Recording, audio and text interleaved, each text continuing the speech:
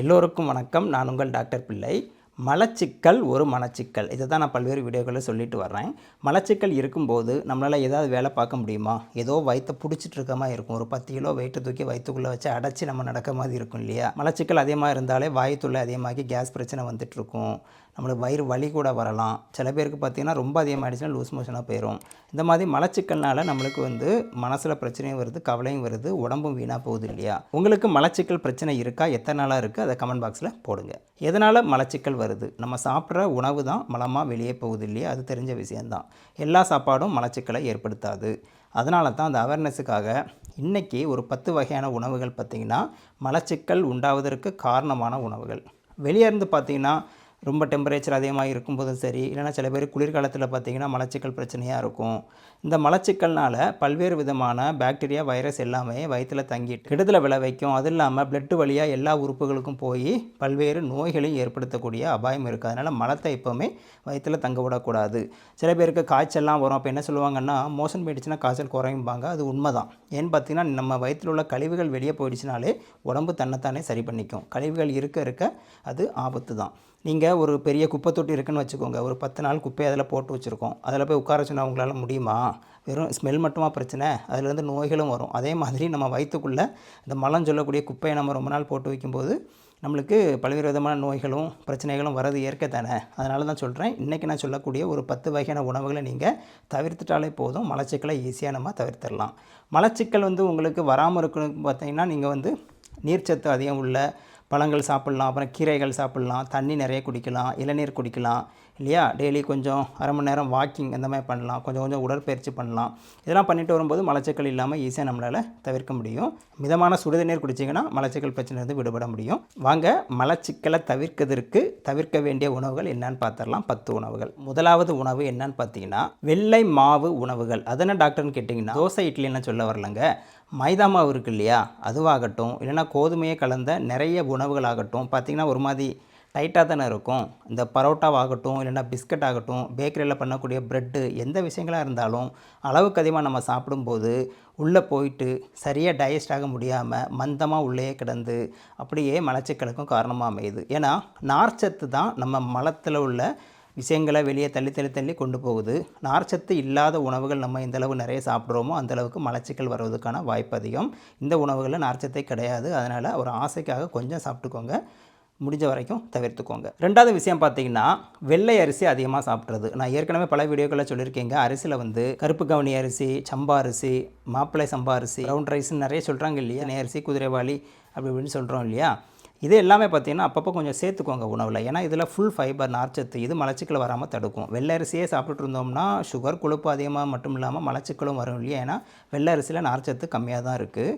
அப்போ இது கூட அந்த நான்வெஜ் அதெல்லாம் ஜாஸ்தி சாப்பிடும்போது உங்களுக்கு மலச்சிக்கல் வர்றதுக்கான வாய்ப்பு அதிகம். மூணாவது பார்த்திங்கன்னா ரெட் மீட்டு. அதாவது இறைச்சிலே பார்த்திங்கன்னா லீன் புரோட்டீன் சொல்லுவோம். முட்டை, மீன், அப்புறம் சிக்கன் தோல் எடுத்தது, இதெல்லாம் பார்த்திங்கன்னா லீன் புரோட்டீன், அதாவது கொழுப்பு கலக்காத புரதம்னு சொல்லுவோம். ஆனால் அந்த பெரிய பெரிய விலங்குகள் இருக்குது இல்லையா? மட்டன் ஆகட்டும், பீஃப் ஆகட்டும், போர்க் ஆகட்டும், ரேபிட் ஆகட்டும், ஒட்டகம், கேமல் கூட சில பேர் சாப்பிடுவாங்க. இதில் உள்ள மாமிசங்கள் பார்த்திங்கன்னா ரொம்ப ஹார்டாக இருக்கும், டைஜஸ்ட் ஆகிறதுக்கு டைம் ஆகும், நார்ச்சத்து கம்மி. அப்போ அது உடம்புல போய் அதிகமாக சேரும்போது உங்களுக்கு மலச்சிக்கல் வர்றது இயற்கை தான். நீங்கள் ரெட் மீட்டை சாப்பிடும்போது அளவை குறைச்சிக்கோங்க, முடிஞ்ச வரைக்கும் அவாய்ட் பண்ணுங்கள். லீன் புரோட்டீன் நிறைய சாப்பிட்டு பழங்க, ரொம்ப நல்லது. நாலாவது பார்த்திங்கன்னா பால் மற்றும் பால் சம்மந்தப்பட்ட பொருட்கள். நீங்கள் சில பேருக்கு லாக்டோஸ் இன்டாலரன்ஸ்னு இயற்கையாக வருங்க. என்னென்னு பார்த்தீங்கன்னா, பால் வயிற்றில் ஒத்துக்காது, அலர்ஜி தன்மையை ஏற்படுத்தும். பால் சாப்பிட்டாலே அவங்களுக்கு ஒரு மாதிரி லூஸ் மோஷன் போகும், வயிறு வலி வரும். ஆனால் இந்த மாதிரி பால் பொருட்கள் அதிகமாக எடுக்கும்போது ஒரு சில பேருக்கு அது கான்ஸ்டிபேஷனும் ஏற்படுத்தக்கூடிய வாய்ப்பு இருக்குது. அதனால் பால் உங்களுக்கு குடித்தாலும் ஒன்றும் ஆகலை, ஒரு பிரச்சனை இல்லை அப்படின்னா எடுத்துக்கோங்க. இல்லை அது குடித்தா உங்களுக்கு பிரச்சனைனா பால் தவிர்க்கிறது நல்லது. ஐந்தாவது பார்த்திங்கன்னா எண்ணெயில் பொரித்த உணவுகள். எண்ணெயில் பார்த்திங்கன்னா இன்றைக்கி ஒரு சாதாரண வடகத்திலிருந்து பெரிய பெரிய டிஷ் வரைக்கும் நம்ம பொரித்து சாப்பிட்றோம். ஏன் ஃபிஷ் கூட பொரித்து தான் சாப்பிட்றோம். எண்ணெய்ங்கிறது பார்த்திங்கன்னா செக்கலாட்டின எண்ணெய் கொஞ்சம் யூஸ் பண்ணால் ஓரளவுக்கு நல்லது. ஒரு தடவை யூஸ் பண்ண எண்ணெயை மறு தடவை யூஸ் பண்ணக்கூடாது. இதனால் கொழுப்பு உடம்புல அதிகமாகும், பல்வேறு பிரச்சனைகள் வர வாய்ப்பு இருக்குது இல்லையா? அப்போ இந்த எண்ணெயில் பொரித்த உணவுகளை நம்ம அளவுக்கு அதிகமாக எடுக்கும்போது வயிற்றில் செரிமான கோளாறு ஏற்பட்டு உங்களுக்கு மலச்சிக்கல் வர்றதுக்கான வாய்ப்பு மிக மிக அதிகம். அதனால் ரொம்ப கவனமாக இருக்கணும். ஆறாவது பார்த்திங்கன்னா சாக்லேட் பிரியர்களே, உங்களை தான் சொல்கிறேன், சாக்லேட் அதிகமாக சாப்பிடாதீங்க. சாக்லேட்லேயே நல்ல சாக்லேட் பார்த்திங்கன்னா டார்க் சாக்லேட் மட்டும்தான் இது ஹார்ட் அட்டாக் எல்லாம் தடுக்கும் அப்படின்னு நம்ம பல வீடியோக்களில் சொல்லியிருக்கோம். ஏன்னா இதில் வந்து கொக்கோவா 80% மேலே இருக்கணும். பாலிஃபெனால் சொல்லக்கூடிய ஆன்டி ஆக்சிடென்ட் இருக்குது. அதே மாதிரி இந்த டார்க் சாக்லேட்டை தவிர்த்துட்டு மற்ற எந்த சாக்லேட் சாப்பிட்டாலும் அதில் பார்த்திங்கன்னா ப்ராசஸ்டு சுகர், இனிப்பு அதிகமாக சேர்ப்பாங்க. இது உடம்புக்கு கெடுதல் தான்.